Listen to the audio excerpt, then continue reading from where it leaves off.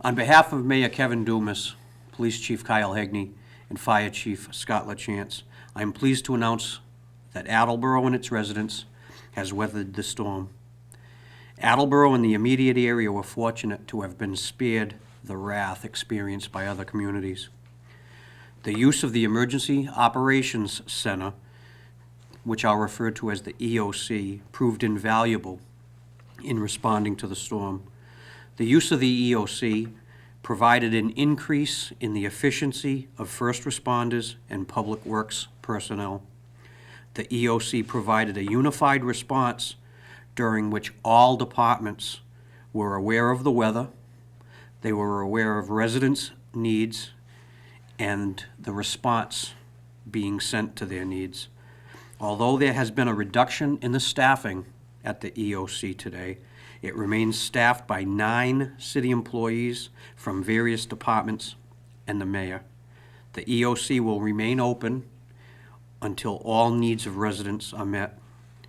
Mayor Dumas and the city's department heads wish to thank the city employees who responded to this emergency, whether they staffed the EOC or responded to the calls for service.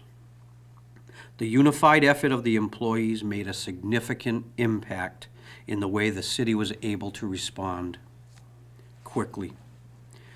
During the day on Monday, the EOC responded to approximately 86 calls for direct service, and those were calls where police officers, firefighters, public works employees went out to a site.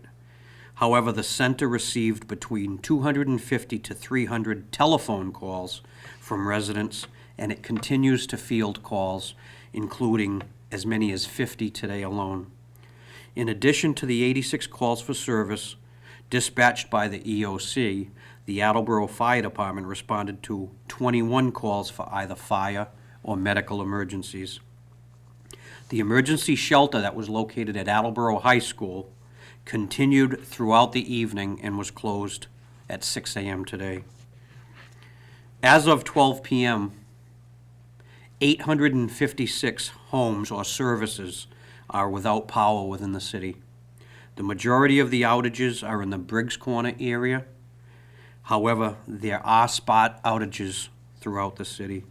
This is the result of damage that was done from the storm to feeder lines on what's commonly known as the Union Loop. The Union Loop, it runs through 10 communities, one of which includes Attleboro.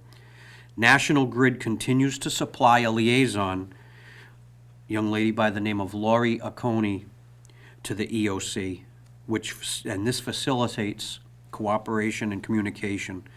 It is important to note that Mayor Dumas requested Lori based upon experiences during Hurricane Irene. Overall, in conversations with Mayor Dumas this morning, he's explained to me that he's been pleased with the responsiveness of National Grid. As of last report, National Grid has 16 line crews and 5 tree crews assigned to the Attleboro region. The Attleboro region includes Attleboro, Norton, Seekonk, and Rehoboth. At 11 a.m. today, Mayor Dumas, Fire Chief LaChance, and Police Chief Hegney participated in a conference call with National Grid. This was done in an effort to stay better informed. In closing, I want to remind residents that they can continue to call the Emergency Operations Center at 508-223-2275. Should they experience a fire, police, or medical emergency, they should dial 911. Thank you. Are there any questions? Art, among these emergencies that you just cited, what was the worst problem or type of problem that you ran into? Was it mostly related to loss of power? Was there flooding? Could you characterize that? There was flooding and there was loss of power. Some of the more serious calls that we responded to were large trees that came down, which created a danger not only to the residents but to emergency services personnel. It's my understanding that there was a fire at the Morins commissary last evening that remains under investigation and could possibly have been the result of the storm. What was the utilization on the shelter, if you know? Did a lot of people take advantage of that? Or? A lot of, we did not have a big turnout. However, it's important to note that it was available should residents, and not only residents of Attleboro, Mayor Dumas made it available to anyone during the time of need. Although the storm was not as severe, in my opinion, as Hurricane Irene, I think it's important to note that it was a great learning experience. Each time we operate the EOC, we learn things that we're going to, use next time. And, it was a great exercise in effort.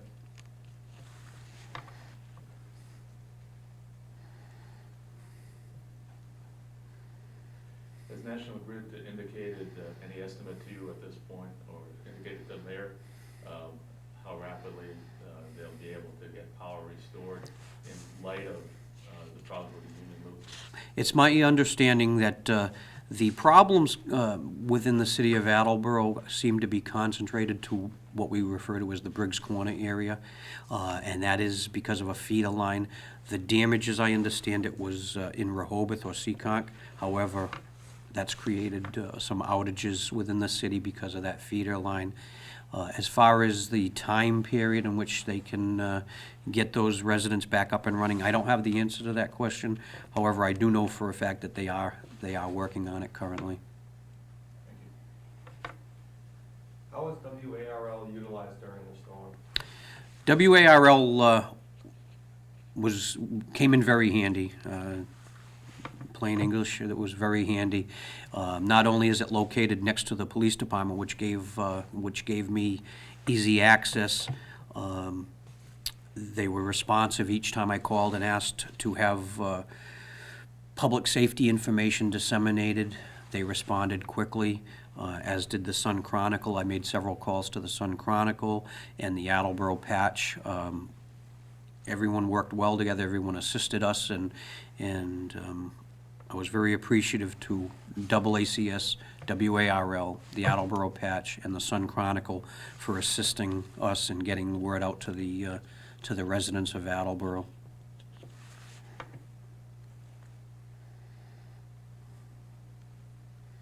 Having no other questions, I appreciate your time. Yes, sir. Overall, I know communications generally was more of a problem last time with during Hurricane Irene, with wires down, cell phone towers out of commission. Was that less of a problem across Attleboro this time? It certainly was less of a problem. We compare the number of outages, 856, during this storm compared to, 17,000 at one point, during Hurricane Irene. So the lines did not come down to the extent that they did during Hurricane Irene. Cell phones continued to work, which was is a great tool for emergency service personnel out on the street.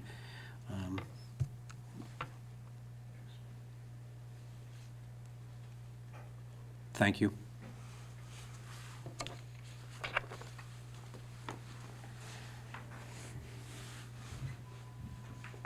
Excellent job.